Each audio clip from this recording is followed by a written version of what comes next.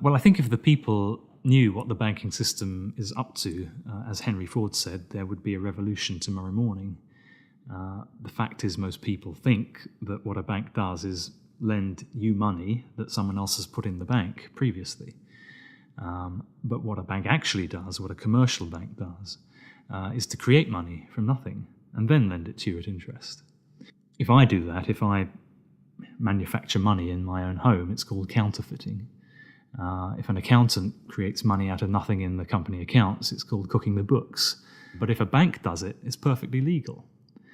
And so long as you allow fraud to be legalized, then all kinds of problems are going to pop up in the economic system, which you can't do anything about. Private banks create money out of nothing and lend it at interest. Now, that sounds absurd. When I teach sophomores, about money and banking and how banks, they never believe it. And so you have to go through it again and again. Yes, banks really do create money. They really do. Here's how it happens.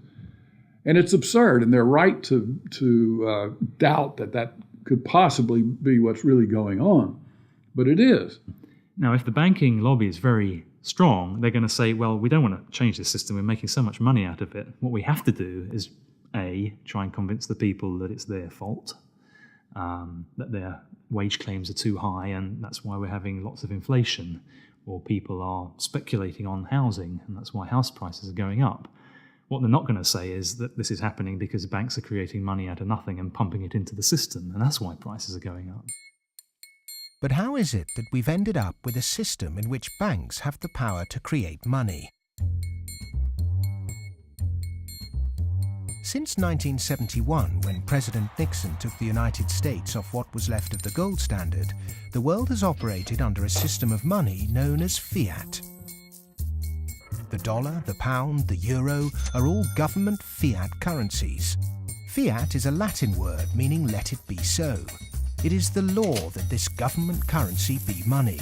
Indeed, without that legal enforcement and the fact that we must pay taxes with this money, that dollar bill or that computer digit that represents a dollar would be pretty much meaningless.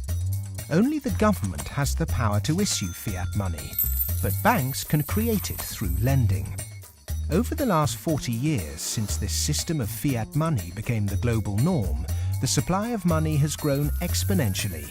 In fact, we've seen the greatest growth in the supply of money in history. But who benefits? Of course, those that have the power to issue money, governments and banks. Then, those companies and individuals that get this money early.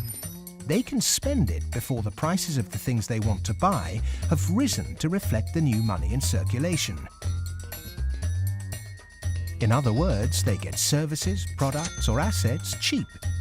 But prices soon rise, so holders of assets such as houses or shares will then see gains without there necessarily being any improvements to the company or house in question. Often this can lead to speculative bubbles.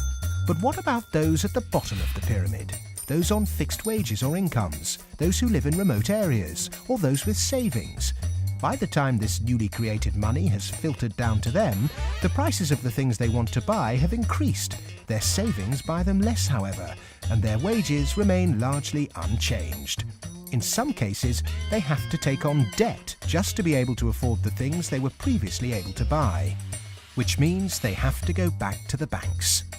In reality, this process of creating money only redistributes wealth from the bottom to the top of the pyramid, and thus that ever-increasing gulf between rich and poor gets bigger and bigger and bigger. Well, when you get off the gold standard and you go into a fiat money currency, combined with a fractional reserve banking system, you end up compounding debt faster than you can ever possibly produce to support that debt. So eventually you're going to find yourself back into debt slavery. And that's what's happened in the U.S. For every dollar of GDP, for example, in the U.S., it also creates something like $5.50 worth of debt. Because this is what happens when our economy flips over and basically capsizes. And of course, the government solution now to address all the problems is basically to create more debt. You can never get enough of a currency that doesn't work. You can print it till kingdom comes, but you can't print wealth, and you can't get yourself out of debt by making more debt. If you could print wealth, Zimbabwe would be the largest, most prosperous country on the planet. We all know it doesn't work. Of the money in the world today, 97% of it is debt. The French philosopher Voltaire once said, "All paper money eventually returns to its intrinsic value, zero."